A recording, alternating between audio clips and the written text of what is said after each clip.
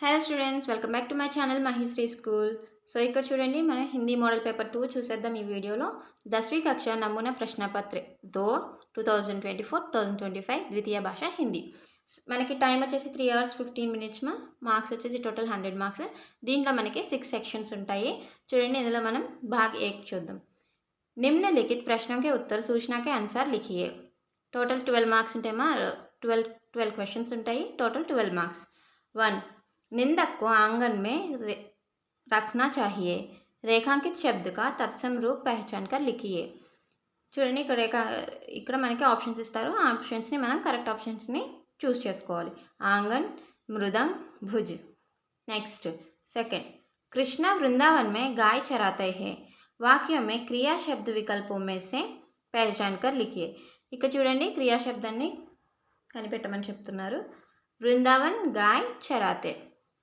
Next question number 3, 1886 Hindi अक्षरों को पढ़कर संख्याओं को विकल्पों में से पहचान कर लिखिए. 1887, 1868, 1886. సో ఇక్కడ ఇచ్చిన మన ఈ ఇయర్ని మనం ఫైండ్ అవుట్ ఏది అని చెప్పేసి ఫైండ్ అవుట్ చేయాలి. నెక్స్ట్ క్వశ్చన్ నెంబర్ 4, गिरी डैश गौरव गाकर झरते हैं झरने. సహీ కారక్ చిహ్న వికల్పో మే సే పహచాన్ కర్ లిఖియే. ఇక్కడ కారక్ చిహ్నాన్ని కనిపెట్టమని చెప్తున్నారు. కే, కా, కి. నెక్స్ట్ క్వశ్చన్ నెంబర్ 5, तो छोटे लड़कों की घुड़सवारी बनी है. రేఖాంకిత శబ్ద का సంధి విచ్ఛేద్ వికల్పో మే సే పహచాన్ కర్ లిఖియే. ఇక్కడ చూడండి, ఇక్కడ గీత గీసిన పదానికి సంధి విడదీయమని చెప్తున్నారు. नेक्स्ट क्वेश्चन, हम हिमालय का सर झुकने नहीं देंगे. రేఖాంకిత శబ్ద का సంధి విచ్ఛేద్ వికల్పోं में से पहचान कर लिखिए. ఇక్కడ సంధి విడదీయమని చెప్తున్నారు. చూడండి, హిమ్ ప్లస్ ఆలే, హిమ్ ప్లస్ ఆలే, హిమా ప్లస్ ఆలే. నెక్స్ట్ 7th क्वेश्चन, तालीम एक महत्वपूर्ण कार्य है. రేఖాంకిత శబ్ద का पर्याय शब्द विकल्पों में पहचान कर लिखिए. ఇక్కడ పర్యాయ పదాన్ని ఫైండ్ అవుట్ చేయమంటున్నారు. కక్ష, అధ్యాపక్, శిక్ష. Next question number 8, commissioner notice के अनुसार कोई सभा नहीं होगी. रेखांकित शब्द का उपसर्ग विकल्पों में से पहचान कर लिखिए अंటున్నారు. सार, अनु, अर.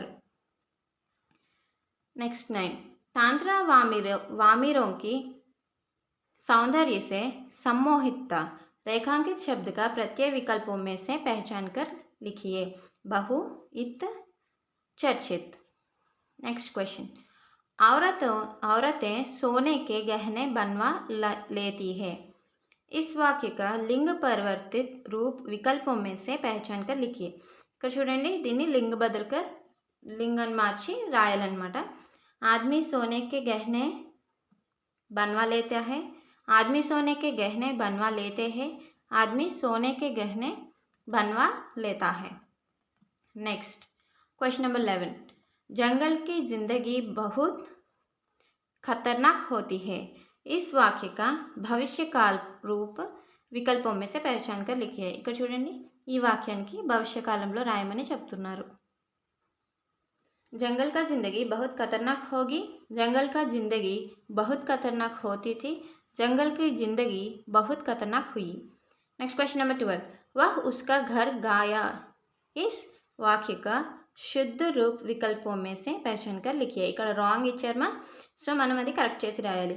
वह उनके घर गए, वह अपना घर गया, वह उसकी घर गया. ఓకేమా. నెక్స్ట్ వచ్చేసి సెక్షన్ 2 భాగ్ 2. దీంట్లో చూడండి, ప్రశ్న సంఖ్య 13 से 14 तक दिए गए पद्यांश गद्यांश पढ़कर निर्देश के अनुसार उत्तर दीजिए. ఇక్కడ 13 నుంచి 16 క్వశ్చన్స్ మనకి వాళ్ళు ఇచ్చిన ప్రకారంగా మనం ఆన్సర్ చేయాలి.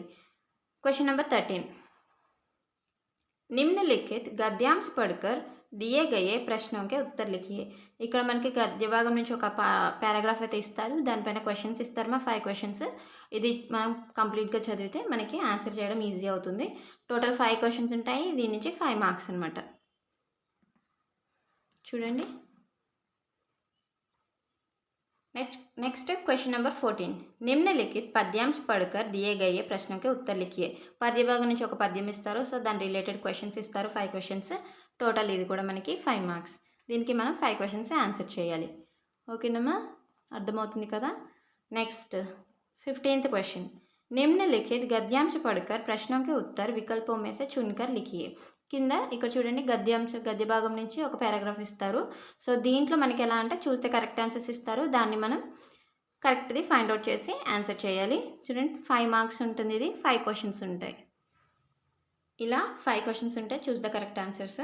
సో వీటిని మనం ఆన్సర్ చేయాలి 5 క్వశ్చన్స్. నెక్స్ట్, नीचे दिए गए పద్యాంశ పढ़कर ప్రశ్నों के उत्तर विकल्पों में से चुनकर लिखिए. ఇక్కడ కూడా అంతే, పద్య భాగం నుంచి ఒక పద్యం ఇస్తారమ్మా. సో దాంట్లో కూడా చూస్ ద కరెక్ట్ ఆన్సర్స్ ఇస్తారు. టోటల్ 5 క్వశ్చన్స్ ఉంటాయి. 5 1 జర్ 5 మార్క్స్. చూడండి ఇక్కడ 5 క్వశ్చన్స్ ఇచ్చారు, ఈ 5 క్వశ్చన్స్ ఆన్సర్ చేయాలి. నెక్స్ట్ भाग 3 17th क्वेश्चन, निम्नलिखित कवियों में किसी एक कवि के बारे में 5 पंक्तियां लिखिए.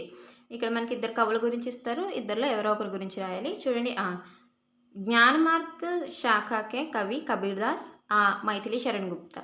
టోటల్ ఇది మనకి ఒకటి 5 మార్క్స్ మా.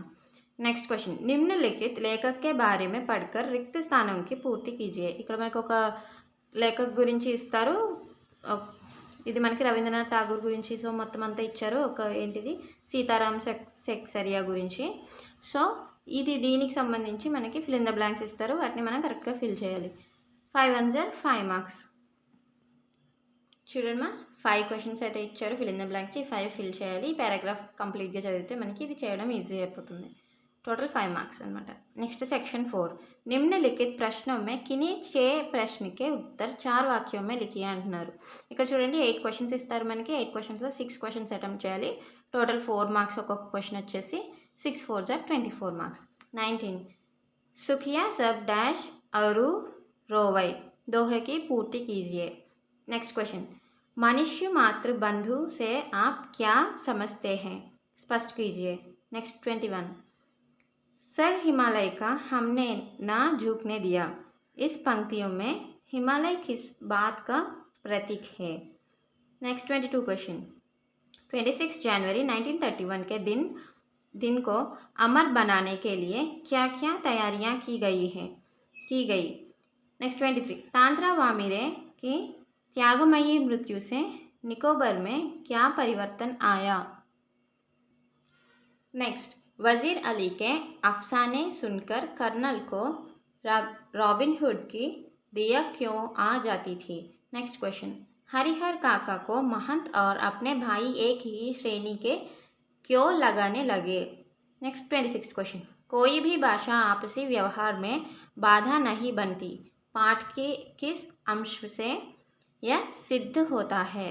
नेक्स्ट में सेक्शन 4 చూడండి 4th దాంట్లో నిమ్నలిఖిत నిబంధాత్మక ప్రశ్న का उत्तर सूचना के अनुसार लिखिए.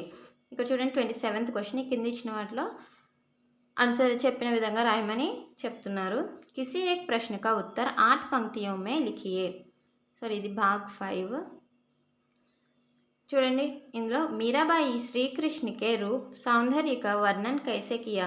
मीरा के पद पाठ के द्वारा सिद्ध कीजिए.